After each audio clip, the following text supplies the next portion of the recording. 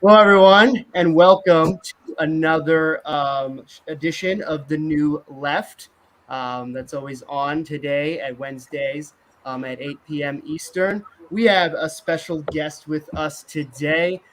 Michelle, how are you? I'm doing great, folks. I'm really honored to be here with you all. I'm super excited about it.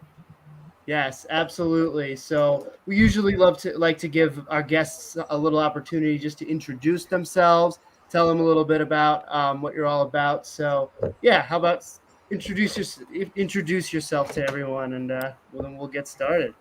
Sure. Oki, Naganago, Megoche, Chase Tokom Aki. My name is Red Thunder Woman. I attempted to say that in Blackfoot. I want to start by acknowledging that I'm on Blackfoot territory. This land that I'm on is Mokinstis, or Treaty 7, and otherwise known as Calgary. Everybody knows Calgary. In my language, it's Clincho Tine Indahe, and that means many horse town, named after the Calgary Stampede.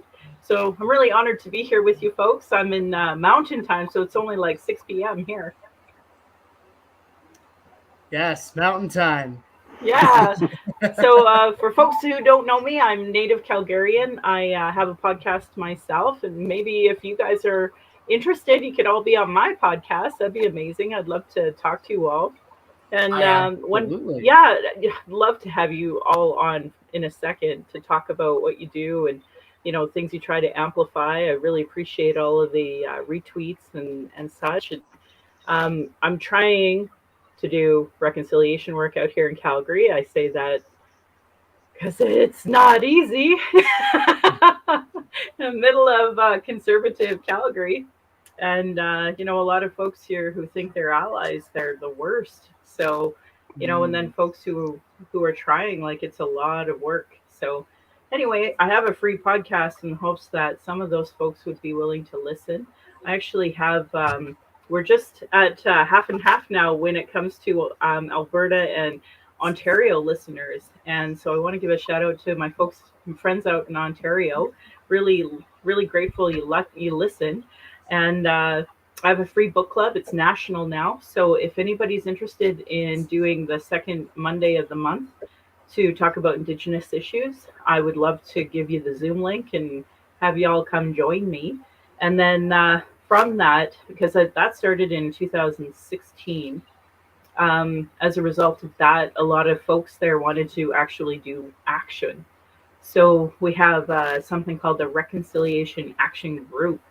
And that is the one that's pushing, some of the name changes and anti-racism work in the Calgary Board of Education, because ultimately we're all older women, and we all know that the fundamental basis of trying to stop racism is with the youth and trying to change the education curriculum. So that was kind of our number one priority. But as we get more people, we'd love to expand it and have support folks working on child welfare, working on justice, working on politics, whatever it is. There's no stone in Canada that doesn't need anti-racism work and Indigenous education. So that's kind of my mandate, and I have to, because my family survived Indian residential school. So I'd be, not honoring my ancestors and not honoring the idea of treaty if I didn't. And I just wish that all Canadians see themselves as treaty people that need to be doing that work too. So there's some good local initiatives in different places, like St. Paul in Alberta. They have a reconciliation group, and they're trying to do that work as well. So, I know there are small pockets everywhere. I just encourage folks nationally to try to find a pocket of people trying to do work on reconciliation locally, wherever you are, and get to know the nations in your area. Yeah, that's a bit about me. I hope I didn't take up too much time there. No, not at all. And Michelle, it's ABC. So I'm actually north of you. I'm based out of Lacombe. So we're very close. And it was your tweet that really, I've shared a lot of your stuff, and we followed each other and tried to help each other. But it was the tweet about your struggle with employment that really threw you on the radar, and why I wanted to have you on tonight was about looking at you having to whitewash your resume.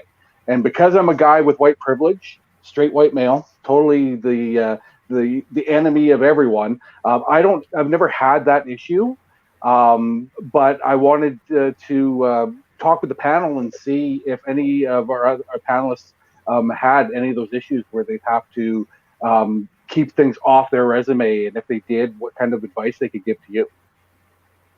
Oh, that's great. Yeah. So just to give folks an idea, like, I tried really hard just to be a regular white person most of my life, but I obviously experienced systemic racism. I wish I didn't, but I do. So as a result of being red flagged, they actually called it a childbirth alert. That was my first real systemic issue of racism. So I've been unpacking it ever since. So I would never put anything Indigenous on there. And just to give you an idea, I had an opportunity to go to Blue Quills because I'm status, and I turned it down. And I turned it down because I knew no employer would take that school seriously on my resume. And obviously, in retrospect, that was stupid. But I was a stupid teenager turning down an opportunity that I didn't know was a good one with the backing of the white community, right?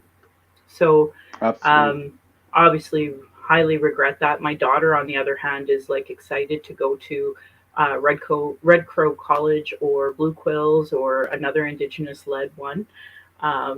So I'm super excited. And to the friend who commented, thank you for commenting. If you go onto my podcast, it's Native Calgarian. You can go to nativecalgarian.com if you want to join our book club or the Reconciliation Action Group. But yeah, so I do have a resume that I put out there really quick. I whipped it up because I needed a job. So I did, and I put my Indigenous work on there. And as a result, I got the super low wage of $18 an hour with a high responsibility load. And when I caught COVID, I was like, fuck this. Obviously unpaid. So it was the second time I caught COVID, actually. And because I hadn't been working there long enough, it was unpaid. So I was just like, fuck, I might as well work at a cannabis shop or something for this wage. Not that I don't have a job. I actually do try to do Indigenous training for folks. So if your nonprofit, school, whatever wants to have an Indigenous 101, I'll come in, talk. And, those are things I try to do. But, I'm in Calgary, I'm in Alberta. And as you know, there's not a lot of attempts at trying to do better.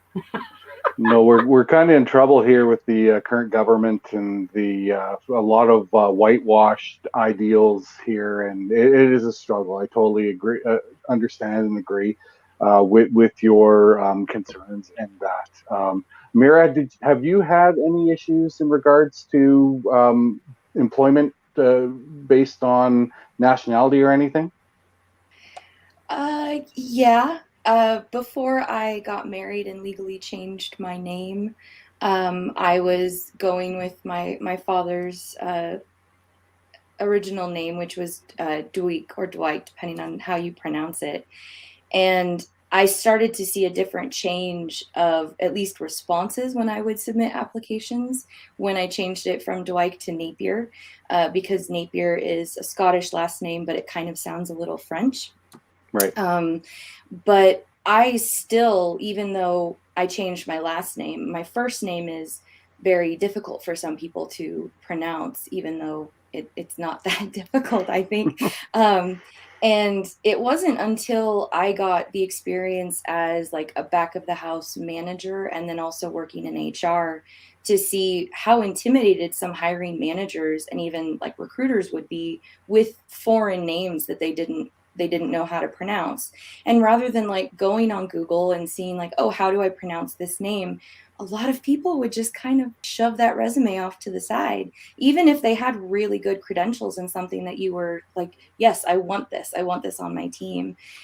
So I worked really hard as a manager myself to bring a lot of diversity and, ethnicities of all variations to my team. But people they get worried that they're going to say the wrong name when they give you a call. And if they see you in person, it's they don't really know what they're going to get. I tried a couple different variations of my resume. I shortened my name to just Amy, AMI, and it's sad the kind of responses you'll get from that. And then when they see your full name on like an email, or when you actually go to see them in person, they're expecting someone a lot more white, and then they see me. So the racism is real, and I think a lot of people don't realize that it's happening or that they're doing it. It's just, oh, I'm uncomfortable with this, and I'm gonna put this over here because I have another stack of people over here that I can look at. Right. Yeah. I say in my podcast at the start of it that my name is Michelle Robinson, a very English name that has afforded me white privilege. And previous to that, I was born Michelle Elliott, another name with white privilege. And like some people like you catch it right away, like they understand what I'm saying. But I don't think the average Joe Schmo that listens to my show knows what I'm talking about at all. And it's sad. And I've had a couple of guests that, you know, obviously have names and that are harder to pronounce.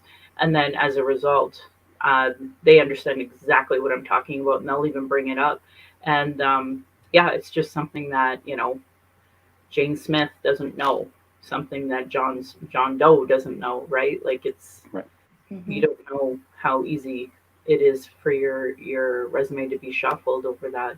And the other thing was, you know, I thought, well, I'm going to put she and her pronouns on my resume. And I know in Alberta that's not how you get a job. You know, I know for me, it matters to me, but I know to Albertans, that's like a deal breaker. Yeah. Interesting. Yeah. So you mentioned in passing a little bit about the Indian residential schools, and that is actually that's the first topic that we're going to be discussing regarding the Indian residential schools that happened a lot throughout Canada, particularly recently. How there have been a lot of bodies buried from years ago that have been recently found. The Anglican Church ran a lot of these residential schools along with the Catholic Church, and I think this is a great topic to discuss because this is hardly in the mainstream media news, at least in the United States. Because this is particularly focuses on Canadian residential schools, but B, let's be honest, they don't really care too much, right? When it comes to Indigenous issues, and it has always been swept under the rug, right? To this day. So, Michelle, since you're here, I think this is just a great opportunity to get your perspective on this. So, if you don't mind, maybe from the start, from someone who isn't maybe as familiar as what is going on with the recent findings of the Indian residential schools. Would you mind just telling us a little bit about the overall context and your perspective and how it's affected you and people you know and dear to? Sure. Thanks, Andrew. Yeah, I sometimes forget people don't know what I'm talking about, so I appreciate that kind of that background. So I know it's really hard concept for a lot of Canadians and Americans to understand, but ultimately they're on stolen land. This land was stolen from Indigenous people, like not the idea of reservations in the South, and up north we call them reserves. They're ultimately, instead of having all of the land, they took natives forcefully and put them into these tiny little plots of land. So you can imagine how well that would go over for, you know, average Joe Canadian or American. I just took them from their property and said, this isn't your land anymore, and here you get this really crappy apartment here that's run down. That's pretty much the story across Canada and the US. So the other thing that they did was they were like, well, we don't want these natives speaking their language, doing their customs. So we're going to force them into these Christian schools. So my granny and actually my great-grandparents, went to Sacred Heart Indian Residential School in Fort Providence. And my aunt and my uncle went to an Anglican residential school for a year. And I just recently found that out, actually, because these are things we don't talk about. It's like going to war. A lot of folks have soldiers or veterans in their family, and you know they don't want to talk about those things, right? Well, that's what Indian residential school is. It was a place that they were starved, they were beaten, sexually assaulted, killed, and the only place that's called a school that has graves around it, and not good graves, like not properly marked graves. Not a lot of parents weren't even told whether or not their kids died. They were just they just never came home, and there was no accountability process by the Canadian or the U.S. government. So interesting. My husband, he had family that went to what they call boarding schools in the States. So if you're in the States, you might hear it be called Indian boarding schools. And that's where his family, he has intergenerational trauma from that. And that's an effect that happened. So a lot of folks actually may know this from the Holocaust. So when the Holocaust happened, they actually started studying the descendants of the Jewish population that survived, and they've come across what's called intergenerational trauma, intergenerational effects. It's in their blood, it's in their DNA. And it's the same thing for us as a result of all of the traumas. Like, we were displaced, we were starved, we were beaten, sexually assaulted, given less rights. And I can just go on and on about all. And today we are the most incarcerated. So, all of these traumas have caused incredible issues. And it's been a lot easier for propaganda uses to say, oh, natives are lazy, they're drunk, than it is to be honest about what has happened to us. And the reason why it's easier to believe a lie is because all white Canadians and Americans know that there would be retribution, right, if we were honest about what happened. And I'm sad to say we have a very small population now, both north and south, as a result of all of the genocide. Oh, and that's another word. I use genocide like left and right, but people are very uncomfortable with that concept because they're not used to talking about the issues that have happened on this soil. And for our Black community, I just want to say, like, the stolen land on slave labor is how both the U.S. and Canada really came to be. So I don't want to undermine that. And I don't know a lot about the States when it comes to their immigration policies, but I can tell you for certain we had very racist immigration policies, and to this day we do. So to me, we have something called the temporary foreigner worker program. And what that is slave labor. So we bring up a lot of folks from Mexico and the Philippines, and we don't give them rights, and we don't give them health care, and they're expected to work morning till night without like overtime and in crowded conditions and getting COVID, and and if they get sick, then they get shipped home. So like today we have slavery here, but people don't like to talk about it, right? So the Indian residential school itself is just a deep part of this history that Canada and the US, and in the US they're called boarding schools. That's just a big part of our history that we just want to talk about, right? And then we have the audacity to be yelling about freedom over a mask when we haven't even had real conversations about what Indian residential schools were. And as a result, a lot of us were displaced from our culture, and we're speaking English instead of the language that we're from. Now, that said, just how you picture the states as like 50 states, or in Canada, you have your provinces and territories. We actually have like United Nations of Indigenous people, right? Like there's over 600 nations, and we have different distinct ways of speaking, like Blackfoot, Cree, Dene, in Las Vegas, that area that has that's Navajo country. So that's a form of Dene, which I am. So I'm Satu Dene. My mom is all the way from up north, even more north than Yellowknife. And so our people are called the Satu Dene tribe. And as you go down further south, like Dene are all across. Here in Calgary, there is the Tsuut'ina Dene. They're part of Treaty 7. And then as you go down further south, you hit Navajo country, which is a form of Dene.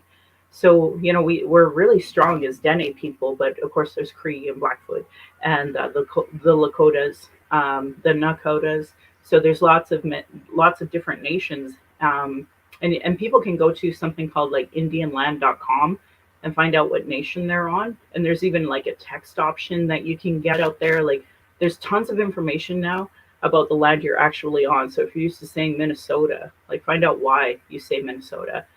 Saskatoon, find out why you're saying Saskatoon, because all of these names are actually Indigenous names. And can I just say to my American friends who think it's okay to have like Redskins, like hockey teams or football teams, please don't do that. Please stop that immediately because you're dehumanizing us. You know, when you name your stupid cars Cherokee, you're dehumanizing us as people. All of your military is like the Apache, all of this stuff, and it's like, come on, you guys, like it's just gross. So that said, I will say a lot of our people have signed up to be in the military, and in the North here during the World War II contribution, like it was the Cree language. Down south, it was the Navajo code talkers that were helping win the war. We literally, the language that the white people tried to take away from us is what helped win the war because the Germans had no idea. Unfortunately, we can't do that again if we go to war with Germany because the Germans like totally know all of our indigenous languages. And when we go over there, we're really revered. Here, we're still treated like dog meat, right? So I hope that kind of gives a good like encapsulation of what I'm talking about to folks who might be new to it. Absolutely. So I wanted to bring up kind of going back to these, boarding schools or whatever, they've been called depending on such. I from what I've gathered, it sounds like the Canadian Truth and Reconciliation Commission has brought a lot of these things to light, right? So I guess, okay. And so that goes into our next thing, right? When we're saying, so how effective has the Canadian Truth and Reconciliation Commission been? If you could say a little bit more about their purpose and are they fulfilling their purpose when it comes to okay. So like this is a big misconception here in Canada. The Truth and Reconciliation Commission came out of a lawsuit. So collectively, a lot of Indigenous said, screw this, we're suing the government. And as part of that lawsuit, they took the money to make the Truth and Reconciliation Commission. So that I think is a sacrifice of our own Indigenous people willing to say, like, we need to set up a commission to talk about this issue.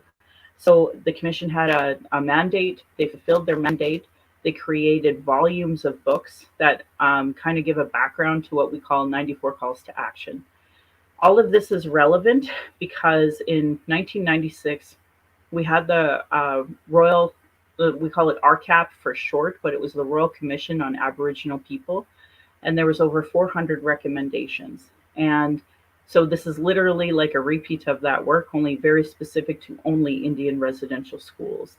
So in the 20 years that Royal Commission on Aboriginal Peoples recommendations existed, like nothing got implemented of all those recommendations. So they were really purposeful in calling them calls to action because they didn't want their recommendations to like sit on a shelf and collect dust. So there's two things to say about this. One, if you're with the government, which for transparency reasons, I should say I am like a part of the Indigenous Peoples Commission, which is an arm of the Liberal Party. So a partisan hat. And so this is the closest you're going to get to me being partisan. Technically, the government of Canada has a website to try to show what they've done for action on the 94 calls to action, because they did get elected based off the fact that they would do some of that work. Now, taking off my partisan hat and just being honest as a Native woman, they've done shit, like close to nothing when it comes to this issue. And in fact, because Indian residential schools is such a specific topic, the bigger topic that white Canadians talk about is water, and rightfully so. A lot of our nations were purposely like downstream from industrial waste. So our drinking water is not clean. So we have all these reserves without clean drinking water. And because of like decades and decades of neglect, most of them didn't have clean drinking water. So putting the partisan hat back on, we never had any previous government willing to even do a spreadsheet to say who has clean drinking water and who doesn't. And they made that spreadsheet and they started setting goals and they've started to achieve those goals. But they could achieve them quicker, taking off my partisan hat, if they would just invest into it. So it was a real slap in the face when they put billions of dollars into a pipeline, but they wouldn't put billions of dollars into clean drinking water for Indigenous, right? They're doing leaps and bounds in any of the other parties. But when the bar is so low, it doesn't matter, right? Like we all Canadians know it's wrong that First Nations don't have clean drinking water. So rightfully so, we've been getting our butt handed to us on that. But every election, the stupid conservatives won't even like acknowledge it, right? Like they have no intention of continuing to work on clean drinking water, let alone the 94 calls to action of the Indian Residential School Truth and Reconciliation Commission. So, it's like we're just screwed no matter what. The most progressive government we have, they're investing billions into the Ukraine and bringing refugees here. But can we get clean drinking water? Can we get 94 calls to action put together, please? Like if you were willing to put together a police force, the RCMP was originally the police force that stole all the kids to put to Indian residential schools. They built Indian residential schools. The very least you can do now is start putting together a comprehensive, cultural schooling for all of our people. Very minimum. There's so many lies about Indigenous in Canada. So like we get free education.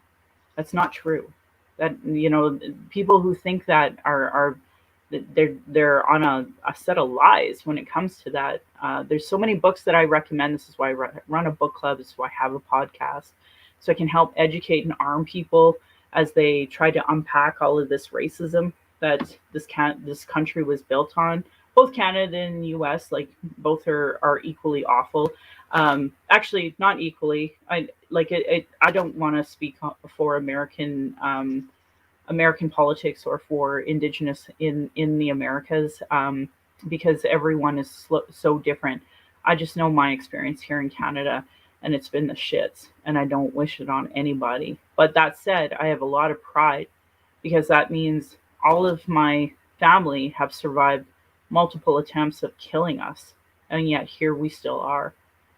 So for me, my biggest pride is to teach my daughter more about her culture, her language, her rights, her inherent rights, and to know what the truth is about racism. This is a journey I had to go through in my 20s and 30s that I didn't understand. Now in my 40s, I'm teaching my daughter so that she doesn't have to go through that for 20 years. I hope that helps. No, absolutely. And so what I'm going to do is I'm going to play a video.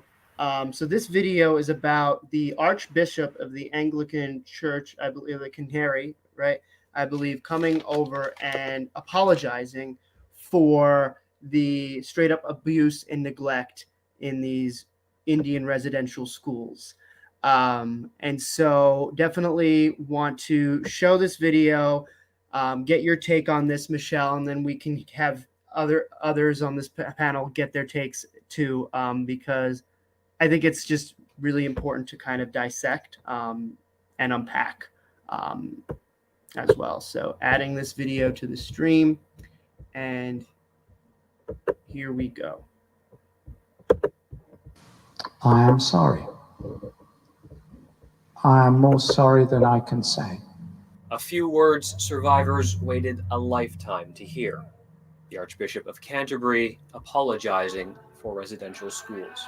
It is the rawest, wickedest, most terrible thing to molest a child while you read them the Bible.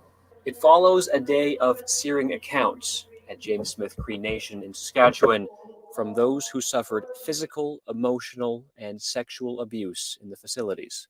The Anglican Church ran nearly 36 schools between 1820 and 1969. Hundreds of students were forced to attend. The leader of the Canadian branch apologized in 1993. This survivor says the Archbishop Justin Welby needed to understand the pain wrought. The churches have to start accepting responsibility and apologize for the atrocities that happened in residential school. And today was a monumental day. Rhonda Sanderson, her parents and her grandparents were in residential school. She says the heartfelt apology helps, but she wants to see action. Do what you're saying, Don't just say something and not do anything, because that's most disheartening. Welby says he will continue to listen, but says the Canadian Church must lead efforts to build beyond an apology. He won't visit other First Nations. The Anglican Church of Canada is the Anglican Church of Canada, and I'm from overseas, and it's not for me to interfere. He's scheduled to speak again on Sunday at a public meeting in Prince Albert. Nathaniel Dove, Global News. Yeah. So like I said, curious to hear your response or take to that. And I'm particularly curious about what he said at the end, where it's not in his place to continue visiting. It's not in his place to interfere since he's overseas. Is that an appropriate course of action and such? So I will start by saying this. As a person who didn't go to Indian residential schools, it is my place to amplify those survivors' voices. So for some survivors, this is what they wanted, this is what they asked for, and obviously I'll support that. It does bother me when, the first, second generation of Indigenous kind of put their point of view, and I have no respect for white people who do, because at the end of the day, this is what they asked for in the Truth and Reconciliation Commission. So my opinions in some ways don't matter. What matters is that they fulfilled their role of the 94 calls to action. And it is my job, as much as I hate Christianity, I will never forgive Christianity in any way, shape, or form. I can't stand them. I've tried to educate and work with ones that claim they want it, but they don't, whatever. It does. My opinion of Christianity doesn't matter. What matters is that my living aunt and uncle should have been able to go to that, and they weren't given enough notice. And they asked for this, so I hope it helps. But for me, it's not enough, because ultimately, a lot of residential school survivors, died because of their Indian residential school situation. That ended up killing them in the long run because of mental health issues, addiction, so many things that had caused, displacement, loss of culture, loss of identity. Like, Indian residential schools is part of the genocide of our people. And so to me, the people that really needed to hear that aren't even here to hear it. So that's my opinion. But again, it's back to the 94 calls to action. The survivors asked for that. So until those 94 calls are properly done, I have the rest of my life's work ahead of me. Yeah, makes sense. I want to give the opportunity for anyone else on this panel to just give any responses or closing thoughts as we, reflect and think about this and such. Well, Michelle, I want to thank you for your words and you speaking on behalf of your people. As someone who grew up in Saskatchewan, I say it on a weekly basis on these panels that our history was whitewashed, and we're learning this, and it is so painful to understand the trauma that was caused to your people, how the land is stolen, and how we can't just come together and try and, like you said, just fix something. Like, there's 94 calls. Why can't all of us come together in unison to figure out how to solve some of this stuff? And it's like, for me, the struggle, and I'll continue fighting, is the social justice piece of fighting the white patriarchy and the capitalism and imperialism. I believe that's the main component that's stopping all of us from coming together and distracting us with this fighting, inner fighting, trying to play teams against each other, when we all can see that this was a horrible fucking thing that happened to your people, and we should be able to just come together and fix something. Yeah. Yeah, Absolutely. to go along your lines there, the National Inquiry on Missing and Murdered Indigenous Women, Girls, and Two-Spirit, like this is all it dissects is how capitalism has hurt our women and our Two-Spirit, and how it is a contributor to continued genocide. So, we talked a lot about the Truth and Reconciliation Commission and the 94 calls to action. Now add 231 calls to justice from the National Inquiry on Missing and Murdered Indigenous Women, Girls, and Two-Spirit. So both of them are, the foundation of both of them is the United Nations Declaration on the Rights of Indigenous People. So we have three major reports for us to draw from for solutions. The solutions are there. They were there in 1996. Our elders were talking about these graves before that. They were just being ignored. So it's not like Indigenous don't come to the table with solutions. We absolutely do. And I'm with you when it comes to that, because at the end of the day, we have a lot more in common, but we as a collective need to be fighting this, capitalist corporate interest, because ultimately they don't have us and even white people at heart, right? No. They'll drop them in a second. And I hope COVID showed that to even white people, but I don't know. I'm disheartened from what I've seen, the reaction to COVID. So yeah, it's the hard part is the poverty, people in poverty and people fighting poverty. When you aren't experiencing it yourself, it's just something that, oh well, that's what happens over there. That's what like COVID. Oh, if COVID didn't affect you, or if you didn't contract COVID, or you haven't had family members sick with COVID, oh, that's a fake. It's fake. It doesn't exist. It's just a bad cold. But that's just heartless thoughts.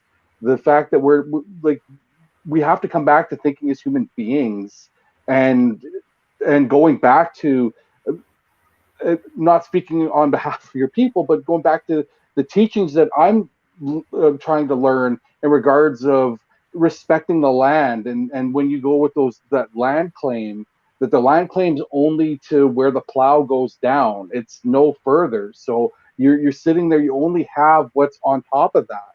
So when you've got the government saying we own this, they don't own anything. They're stealing it, they're destroying it. But we all have to come together, because there's this game of, oh, we're going to give you some breadcrumbs. And I mean, we're seeing it right now with our politicians. Okay, we're going to do this. This is going to help everyone. Well, it hasn't helped anyone but the elite. And as long as the elite keep maintaining power in politics, we're just fighting an uphill battle. yeah, agreed. No, I'm right there with you, my friend, and I hope we can move it forward. But I do want to say this: one of the struggles that we as Indigenous people have with this conversation is that we have, the neoliberal, conservative, capitalist agenda that's trying to undermine even our graves at this point. And so, for folks who are going to try to go to, well, there's graves, blah blah. One, you don't understand the science, and I know that's too hard for your head. But two, actually, during the flood here in Calgary, we had a lot of our graves, our children's graves, uncovered as the river moved. So Dunbow Industrial School had to relocate a bunch of the graves of the children that were at that school. So for folks who say there's no proof, there actually is tons of proof. We've had to move the graves many times. But instead of there being a national outcry, there's always, really financially backed sources trying to make denialism a thing. So for folks who are listening, this is a real issue, and I really hope that I can arm you, whether through the podcast, whether through the book club, whether through the Reconciliation Action Group, to be an ally in debunking that lie that's going around.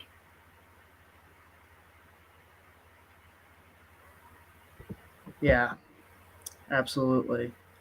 So I think as we transition to our next topic, I think this actually is a really interesting topic to transition to because this also is involved overseas in Israel, another group that of people who have been continuously oppressed, killed, treated as second-class human beings on land that was taken from them due to white supremacy, right? I think we don't talk too much when we talk about Israel.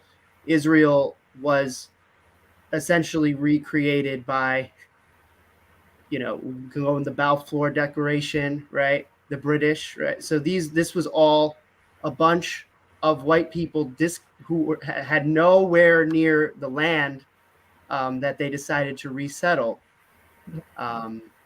Jewish people who also suffered from a lot of oppression, right? But this is it, So as we go into this, I wanted to mention how this happened earlier today, correct? An Al Jazeera journalist in the West Bank was killed while doing her job, reporting on an Israeli raid in the West Bank.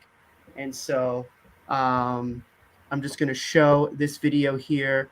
And we were talking about this before, and I'm not 100%. Does anybody know the pronunciation of this name of this journalist? Okay, we'll start. We'll find out in the video, maybe. Huh? We'll find if they pronounce the name in the video. Perhaps we'll find out. Thanks.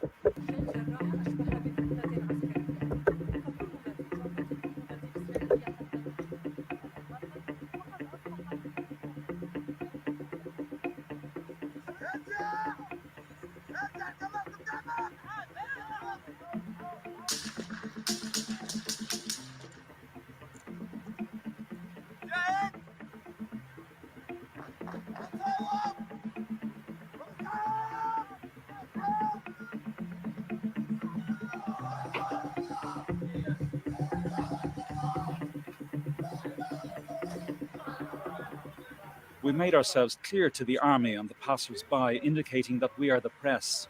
Then within seconds, there was the first shot. I told them that we are being targeted, we are being shot at. I turned and found Shireen on the ground. I found Shata shielding herself by a tree and screaming. I turned and found Shireen on the ground in the first few seconds with the shooting, and we were telling each other that we were being shot at. The shooting continued for more than 3 minutes on the teams that were there.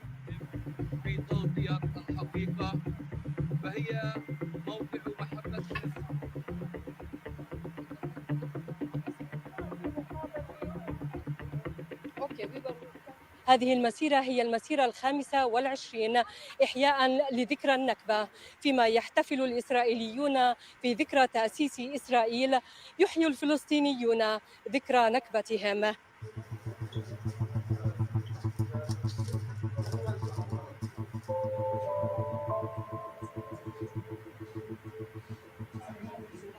We were going to film the Israeli army operation, and suddenly they shot us without asking us to leave or stop filming. The first bullet hit me, and the second bullet hit Shireen. They killed her in cold blood because they are killers and specialize in killing only Palestinian people. So they claimed that some Palestinian militants were there. We had no resistance, and there was no Palestinian military resistance at all at the scene.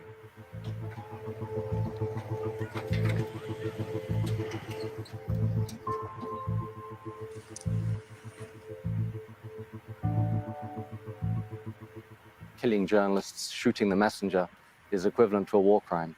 So we need to know what has happened. The world needs to know what has happened.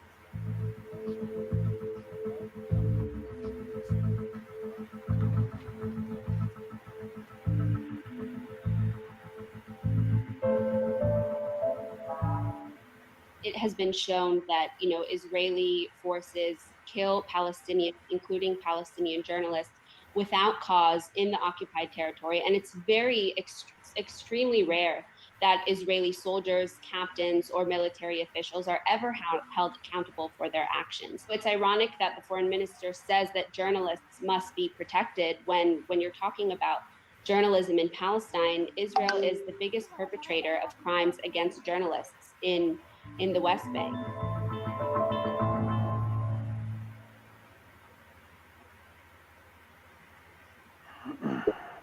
Yeah, so the whole idea of Israel investigating this, offering to investigate this. I mean, I don't know about all of you, that really gives me the same type of energy of cops investigating each other when something like this happens. So I want to first sort of, defer, I want to hear kind of all your takes on this and such, if we can. Amira, do you wanna go first? Sure, thanks. This is such a hard thing to see because we see it all of the time, and it's heartbreaking, it's cruel. This is a woman who is putting her life on the line, like she knows what she's doing. And when I saw this news today, I could not help but think about how outraged people were when the press was being attacked and killed during this conflict in Ukraine that continues to go on. And it was just the immediate uproar, the immediate solidarity for Ukraine. And we see this in Palestine happening every single day. Indiscriminate killing of innocent Palestinian men, women, and children. Like, this is not just happening occasionally. This happens every single day. And that people selectively choose to support Ukraine, but not Palestinians. Like, we're going to support Europeans that look white with blonde hair and blue eyes because it makes you comfortable, but it's uncomfortable to see a brown woman on the ground reporting truth and realities of the atrocities that the state of Israel does, that the IDF does, that the United States police get trained by these motherfuckers. You want to know why we have the amount of police brutality that we have in the United States? It's because of shit like this that they learn from these people. It's brutal. And I don't even know what else to say. It breaks my heart, and Palestine will be free. Yeah, very well said. I'll go to ADC, then I'll go to K, and then Michelle to round it off. ADC, anything you want to add? And I think kind of to add on to a little bit of this to what Amira was saying, why do you think, I mean, I think part of this is an obvious answer, but maybe there's some other parts to it worth dissecting. Why do you think people in the United States are so fixated, on every detail? They're paying attention to all the lives, which, again, they obviously count too, but there is a disproportionate amount of attention that are going towards human rights violations there, while paying attention to, hardly really thinking or paying attention to anything that is going on in Israel, in Syria, right? You name it, all throughout. Just any thoughts regarding to that and anything else that was said, ADC? Yeah, Andrew, 100%. This is propaganda. And I'm just sickened by, I'm Ukrainian heritage. So this really is hard to not just go and Slava Ukraine and like the rest of the people. But I understand that we're being fed a pile of bullshit in regards of what the Ukrainians are doing to their own fucking people. And that's I mean, it's a proxy war with the United States. The U.S. is trying to play this game, and they're doing the same thing with Israel. Like we mentioned on the panel when we talked about the forgotten ones. Israel is one of the strongest fucking nations in the world because the U.S. fund them. Canada funds them. They're all fucking protected. They all have their hands in the cookie jar in the U.S. Congress, in the Senate. They're the most powerful frickin' nation, and they're just a bunch of Zionist, racist pieces of shit. And it's not the Jewish population, the Jewish communities that came from Israel. It's the fucking Israelis. It's the Israeli army. They're fucking Nazis, and it's so disgusting. The fact that you're going to play this, it's the same game they're playing in the Ukraine. Oh, well, Zelensky's of Jewish heritage. It doesn't fucking matter. One Nazi at a table makes a table of fucking Nazis. So that's what you have. You have a whole group of Nazis, and you have a whole group of Nazi Zionists in Israel, and they play it off. I know damn well, because they all came after me when I did a TikTok on this, talking about Netanyahu when he was going down for charges of corruption, and they had the Likud party that connected with the IDU. And what people have to understand, it is so tied in a warmongering machine. And unfortunately, Michelle, it is connected to someone that you and I and Kay know very well, and former Prime Minister Stephen fucking Harper, who runs the IDU. He is the one who's dictating all this shit because it's the right-wing lunacy of the basically that right-wing Christian aspect of the evangelical, not Christian that used to be Christian. I understand any sort of issue when it comes to religion, but when it comes to this bullshit that it's all about power, it's all about imperialism, it's all about capitalism, and then imperialism. The reason why Israel is where it is the same reason why the Ukraine's getting the support. Ukraine's going to be the next Israel. It's going to be the West's hub in Europe, how Israel is the West's hub in the Middle East. It's a way to try and connect and control the entire world from U.S. imperialist warmongering pieces of shit. Yeah, great points. Kay, thank you for your patience. What do you have to say or add? Israel is a fascist apartheid state. It's just as simple as that. Fascism can exist in many different forms because it is far right. And the far right, no matter where they are, will use the local religion to shape their ideology. In the West, it's Christians. In the Middle East, in regimes like Saudi Arabia and Iran, it's Muslims. And in Israel, it's Jewish people. Doesn't matter. The Abrahamic faiths are all linked with one another. They all come from the same text, the same books, and they're all written by the same old psychos who lived and died thousands of years ago that we decide to revere and make freaking icons of, without the slightest bit of self-reflection as to what they had to do to get that, to get their word free across the world, wiping out, millions of pagan and indigenous people. Now, Israel, the conflict of Israel has been fetishized so much by Westerners who like to pretend that it's this very complex, thing that you don't touch it. You're not an expert on it. You don't know anything about the religion or politics. They try to fetishize it and make it sound like it's something that you shouldn't touch because it's complicated.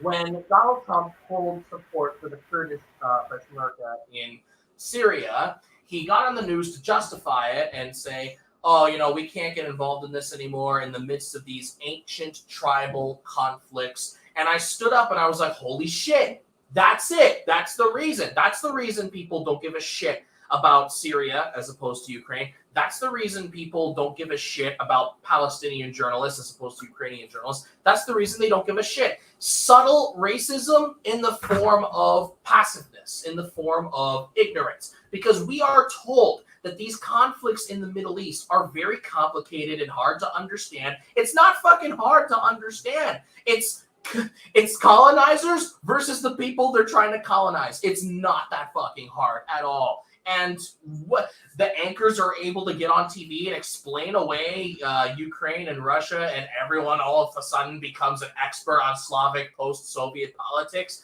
But for some reason, we can't extend the same hand to the people of the Middle East who are suffering. It's absolute bullshit. The IDF and the Israel in general is literally just a big air base for the United States and our allies to operate in the Middle East. They've been that way for a while. It was part of the US's anti-communist foreign policy to ensure that, you know, they have a place in the Middle East to conduct military operations, and they are not held accountable at all because of the fact that they are so backed by Westerners. And unfortunately, a lot of the blame, even though these governments perpetrate it, a lot of the blame falls on the general population of the West. It's because of the fact that we treat these issues like just something we can't touch because it's too complicated. You know, everyone's got an opinion on it. You know, let's try to be, you know, let's look at all sides and stuff, versus something like Ukraine where it's like, oh yeah, fuck Russia.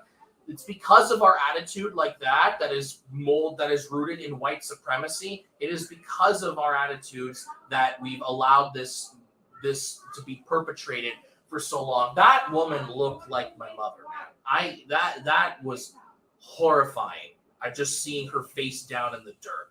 So yeah, the only way we can really push governments to do something about this is not to like hope that they have a change of heart one day. It's to keep making a fuss about it, keep spreading information about what the Israeli government does, keep pushing the cause of the Palestinians. We have to keep pushing.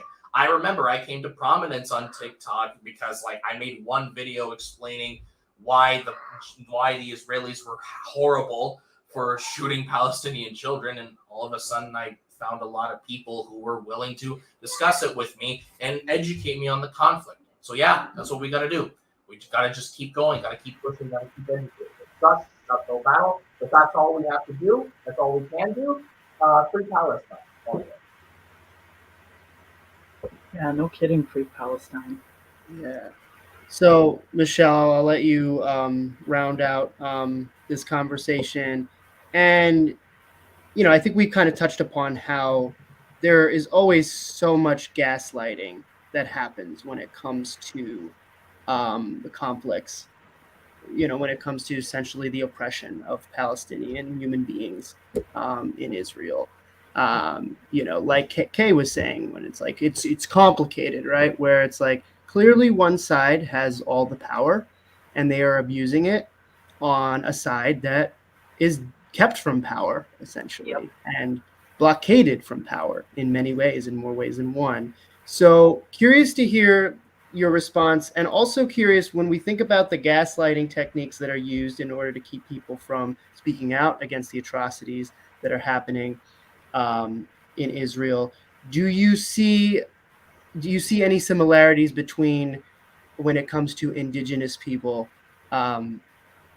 in you know, here? So locally here, whenever there's an outcry for Palestine, I go to it and do the land acknowledgement every time, and I will every time, because their fight is our fight. It's the same fight. It's the same propaganda. And actually, like for a lot of Canadians and Americans, folks in Australia, like this is a global declaration, this United Nations Declaration of Rights of Indigenous People. Palestinians are the Indigenous people of that land, right? And if you have a look at how they separated the Palestinians, it's exactly what they did with the reserves here, or the reservations in the US. Same propaganda, you know, lazy people.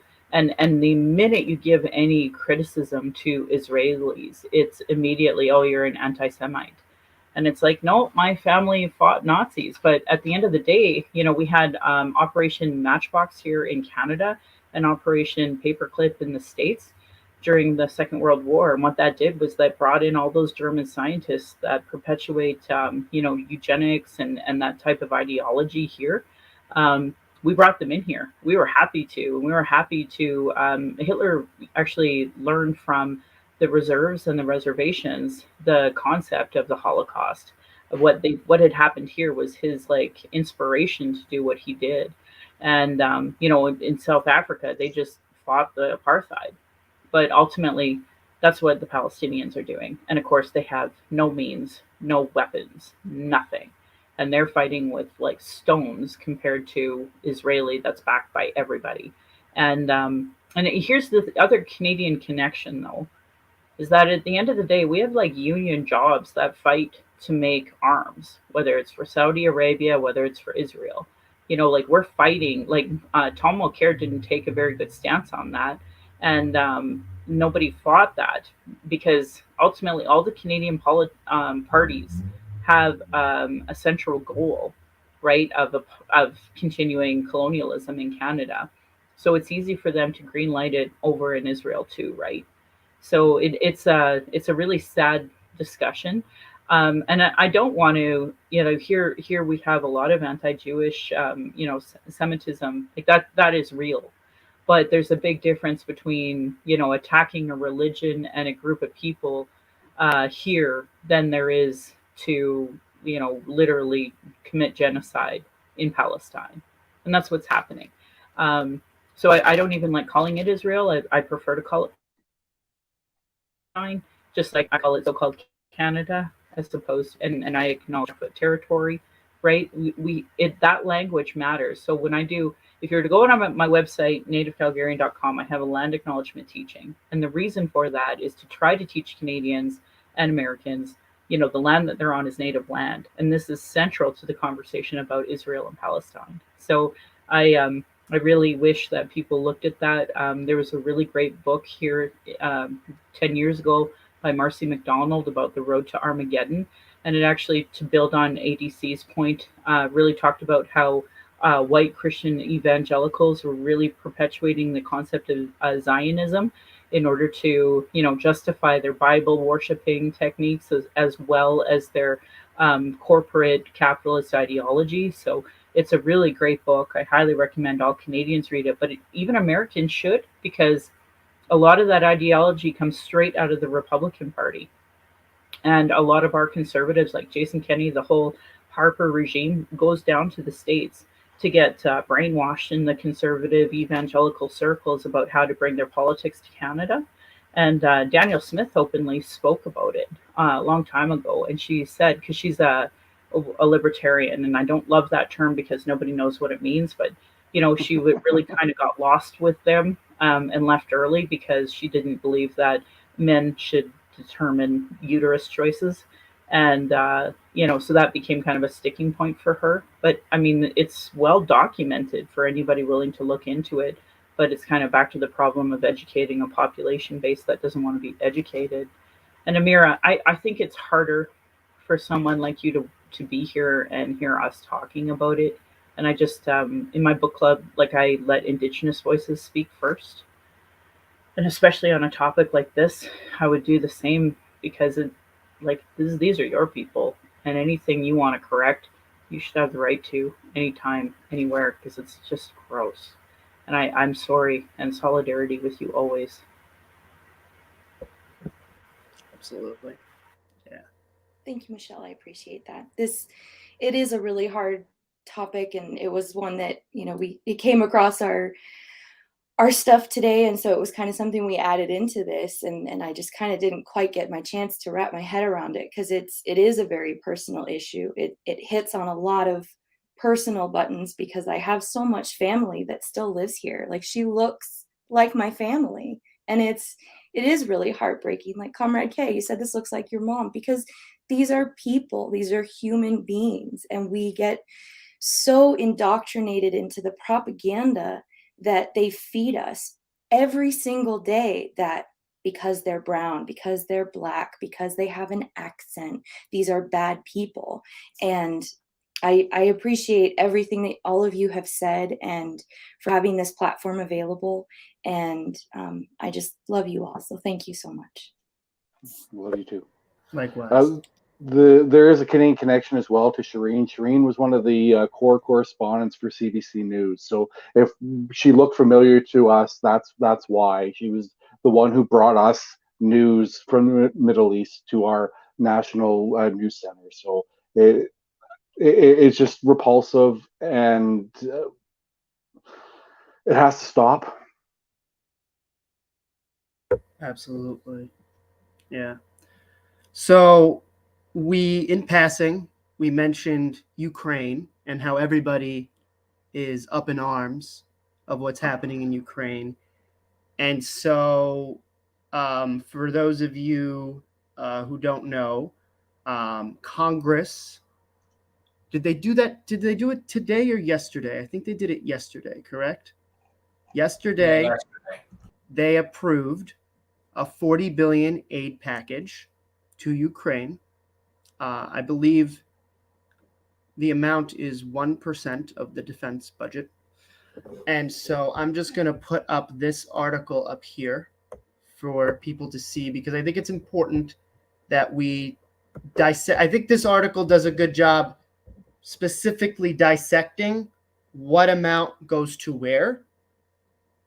And then so I think it's good to kind of see all of this. So a measure sailed to passage by a lopsided 368 to 57 margin, providing $7 billion more than Biden's request from April.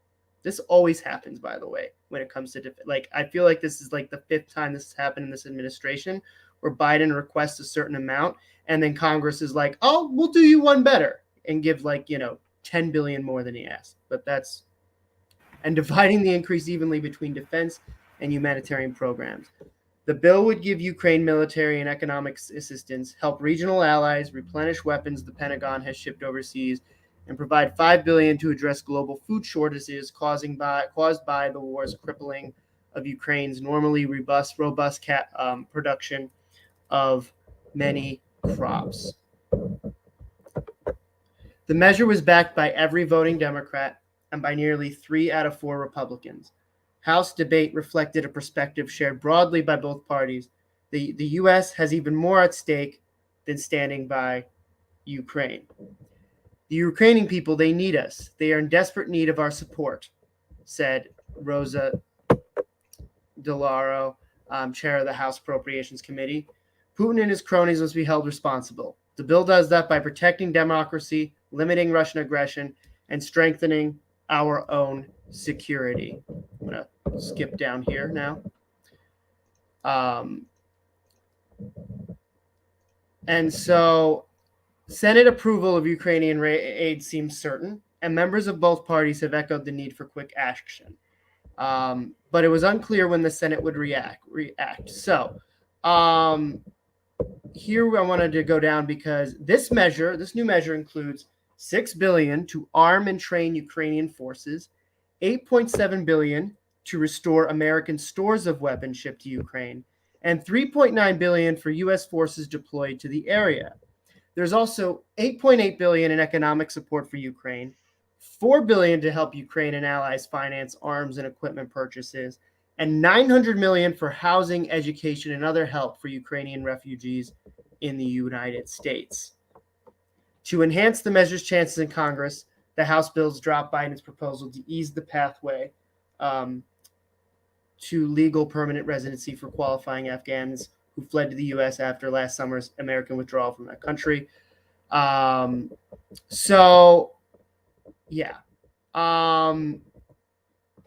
is essentially, I wanted to just kind of highlight where all the money specifically was going to over here, because I think this is important to be aware of and talk about how it's being distributed. So I want to just kind of leave this over to the floor. What are your responses to this in a sense? So we can go with Kay first.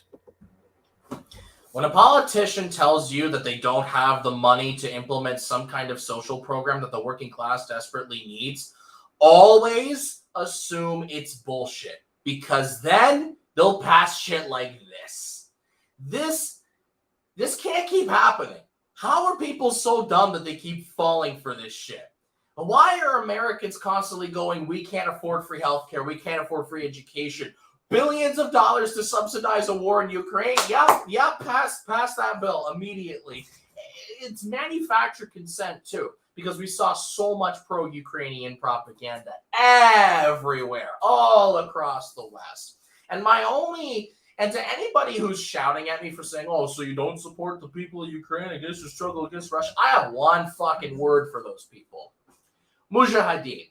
You guys remember the Mujahideen? You guys remember the far-right militants we sponsored against the Soviet Union when Russia invaded Afghanistan? You guys remember how we made them out to be heroes and even mentioned them in the fucking Rocky movies? You guys remember that?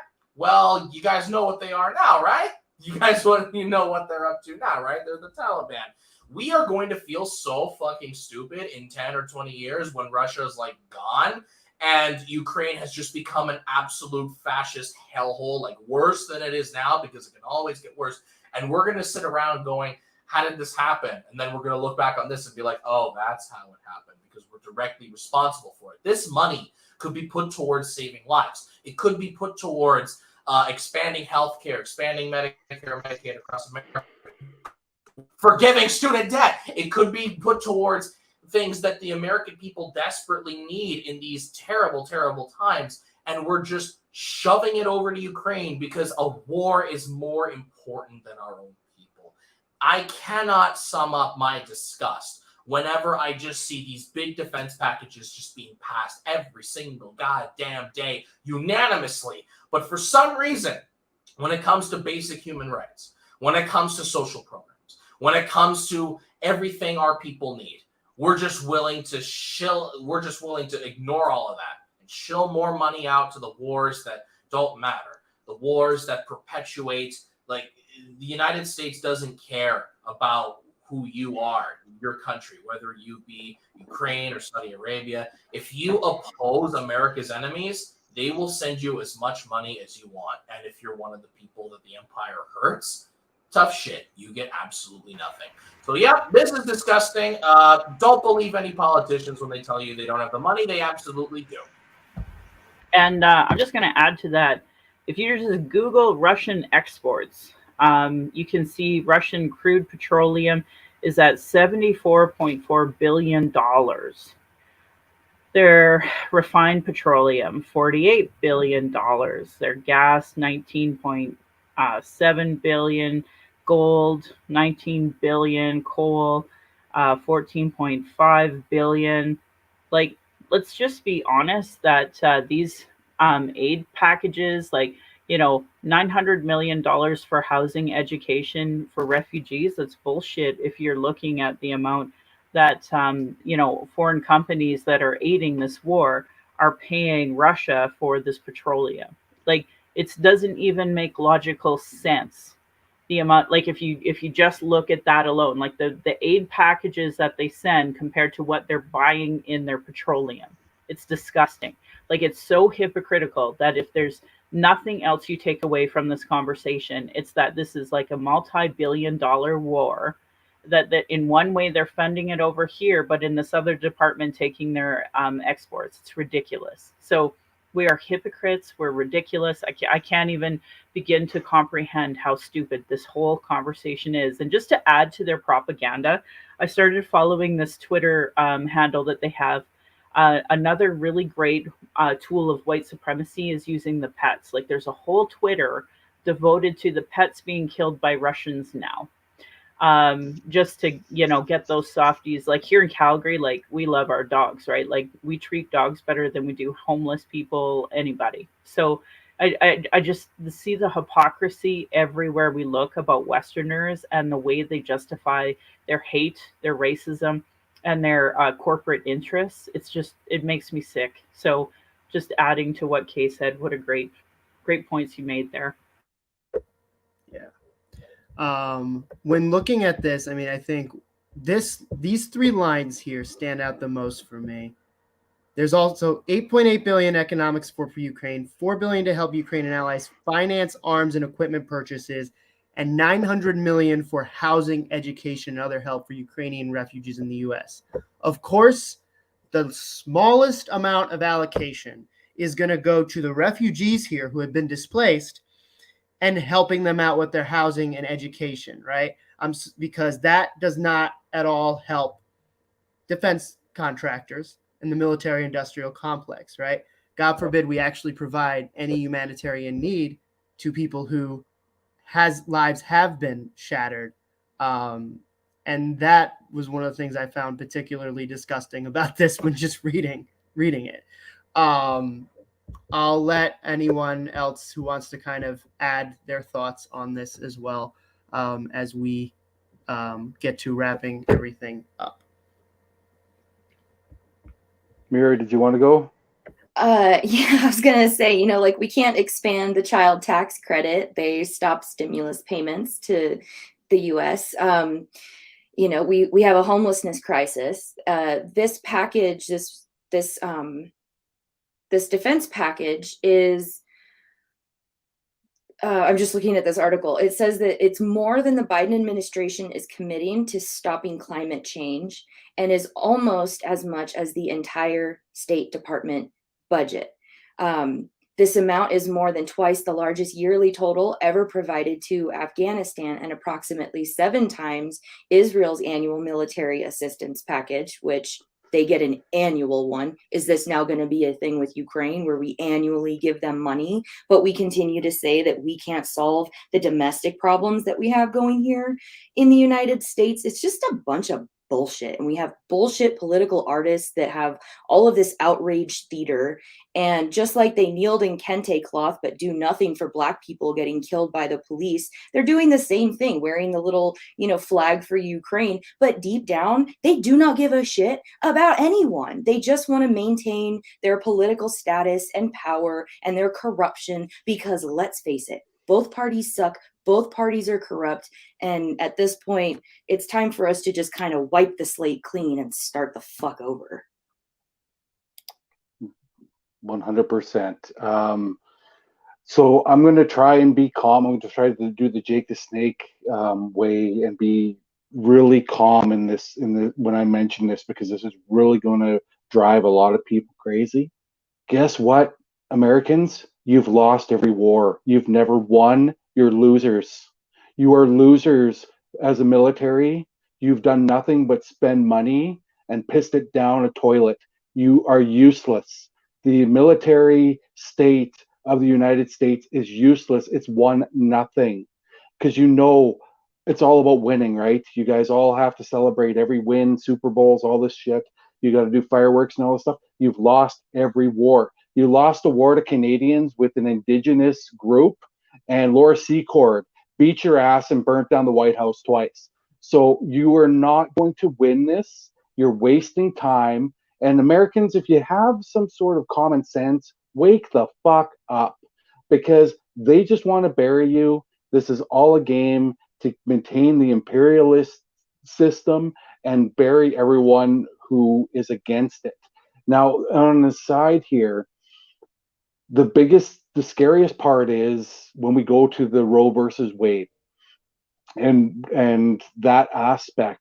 And my fear, because like you said, the Syrian refugees, the Afghan refugees, all these refugees from the forgotten nations in the Middle East that have struggled, that have done everything to do to get into the North American countries, that are held at the borders or beaten with cages, whatever the case may be, the Ukrainians are getting a green light every fucking time.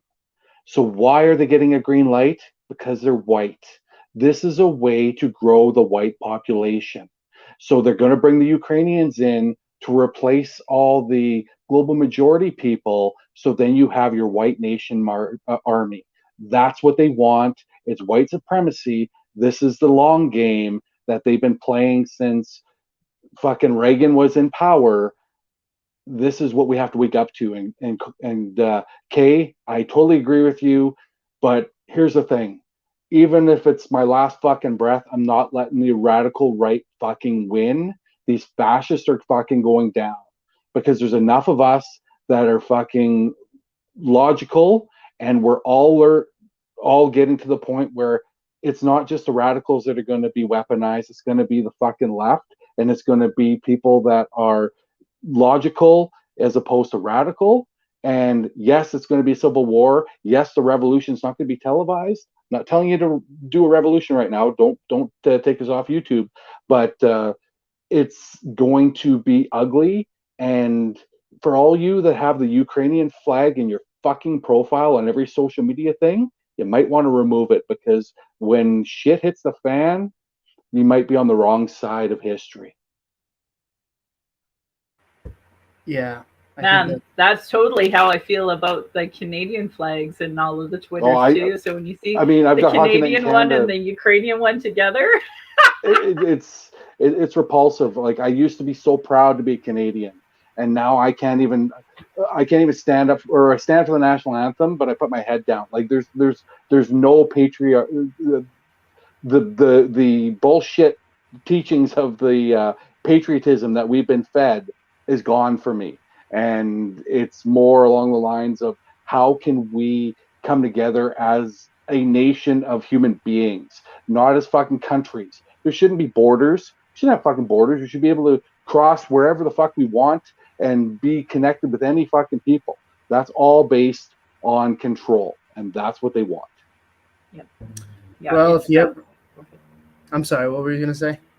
Oh, I think we're actually talking about fascism and nationalism together, but not really being clear about it. Because, like, when I see that Canadian flag, that Ukrainian flag, maybe Israeli flag, right? Like, you're seeing a pattern there. It's that white nationalist sentiment that's going across borders. And like you're saying, I also agree there shouldn't be borders. So, those were the treaties that we had prior to colonialism, was us negotiating with each other. Here in Alberta, we have this place called Wetaskiwin, and it's a Cree translation of the place where peace is made. And every year, the Blackfoot and the Cree met there to basically settle their disputes over the course of the year.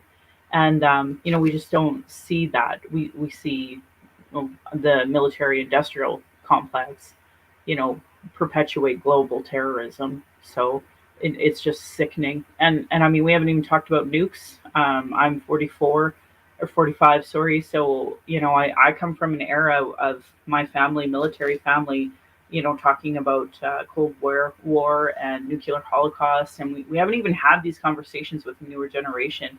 But I know we were kind of touching on Roe versus Wade too. And I've seen a really great TikTok from Black TikTok. And the one woman said, this was the way to, again, amplify white supremacy. Because if you control women from having babies, the Black and Indigenous ones like us, we die in white healthcare system anyway. And our babies die in the white healthcare system. But the white kids, they just keep breeding and keep breeding. So, like, these white women not fighting for their rights, that's what this is, right? They just want to repopulate America with white kids. So, and it was a fabulous TikTok. Highly recommend it. But I'll mute myself.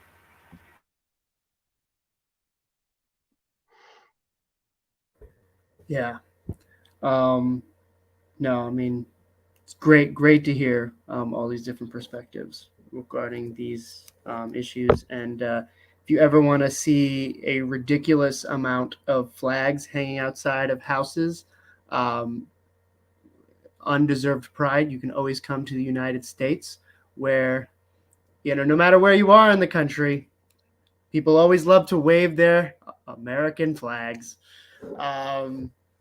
So we always like to close out these things, Michelle, by just everyone kind of saying where they can find them, what they have coming up, and everything. So how about we can start with you, Michelle, and then we can work to ADC, and then Amira to the left to me. Sure. So if you go to nativecalgarian.com, you can sign up on my newsletter and get an email for the book club that's coming up, our next book. So we're dissecting the Missing and Murdered Indigenous Women Inquiry book. That podcast will go up here shortly. After that, we're going to have Jody Wilson Rainbow's book, Indian in the Cabinet, talking about what it was like being a part of the Liberal Party and that whole fiasco with SNNC Lavalin. The Reconciliation Action Group, you can find us on all social medias. We'd love to have you part of our group to be working on dismantling John A. Macdonald schools, statues nationally, and the famous 5, they were eugenicists that caused a lot of pain and suffering to Indigenous people. So reconciliation, Indigenous education, anti-racism training, I'm all about that. Love to have you part of our crew in any capacity that you feel comfortable. And with that, I will pass the mic, and thank you all so much for having me. Free Palestine. Thank you, Michelle. This is a fantastic having you on, and thank you for all your insight on the reconciliation and what more teachings for us in regards of what we need to do for the Indigenous peoples.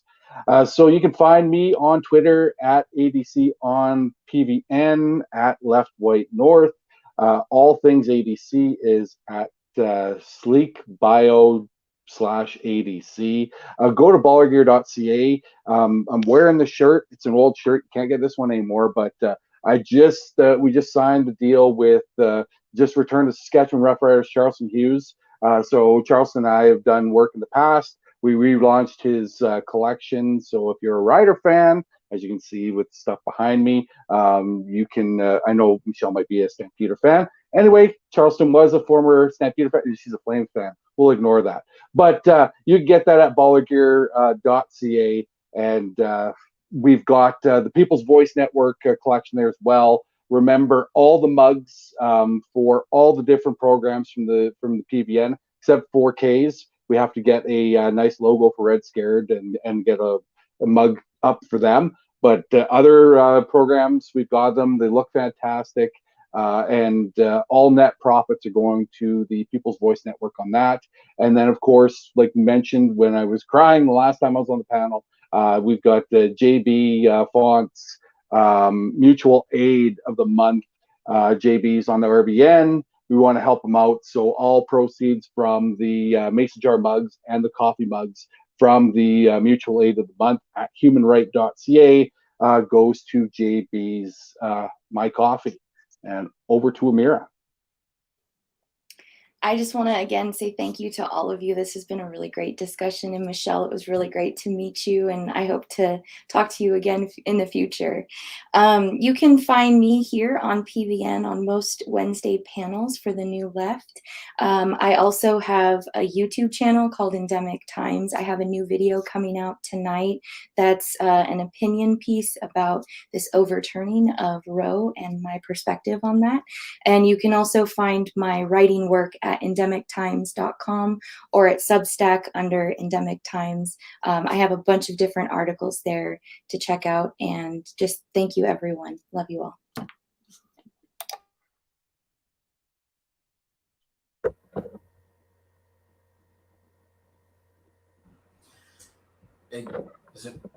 Who's going next? You. Yeah. Oh, okay. Okay. Sorry, I thought someone else was going next. I apologize. I'm not going to shout myself out because I'm trying to go through a little bit of a rebrand right now on TikTok and Twitter. So instead, I'm simply going to say this. If you are interested in any of the things we've learned of tonight and you want to help out in any way you can, for whether it be the Palestinians, whether it be the First Nations people of Canada, whether it be the Native Americans in the United States, I urge everybody to seek out and find amazing people like Michelle, like Amira. I hope I pointed in the right directions there. And follow them and listen to what they have to say and support them. Because without support, they can't do what they do. They can't raise awareness for the causes that they're fighting for. And it all comes down to people, average people, who are willing to listen and learn. That's not very hard to do. I'm still doing it. It's a pretty easy thing. Sitting, learning, and listening. I've been trying to educate myself a lot about First Nations issues and cultures and different peoples in Canada for a very, very long time. I'm still in the process of doing that. I've been doing that since I was a teenager. But it may be a never-ending process, but everyone's got to do it, and it's pretty easy. So yeah, follow Michelle, follow Amira, subscribe to the People's Voice Network. Sorry, that was the old channel. And yeah, free Palestine and land back. And yeah. Thank you, Kay. And yeah, as far as me, you can find me on Twitter at RadicalPragmat1. And you can also find me on Me and Z, do shows mostly Sundays called Overlooked News, where we talk about a lot of news that is overlooked, that isn't really important, because of course the news that is most important often is overlooked because the mainstream media doesn't want to talk about it because it affects us very much so. And if we're aware of it, the status quo might be challenged just a little bit. So look for that. You can also find me Mondays at 9:30 p.m. On Savage Joy's channel. Post-mortem breakdown as well, 9:30 p.m. Eastern time. So yeah, but thank you very much for watching and joining us. And I know these were very heavy topics.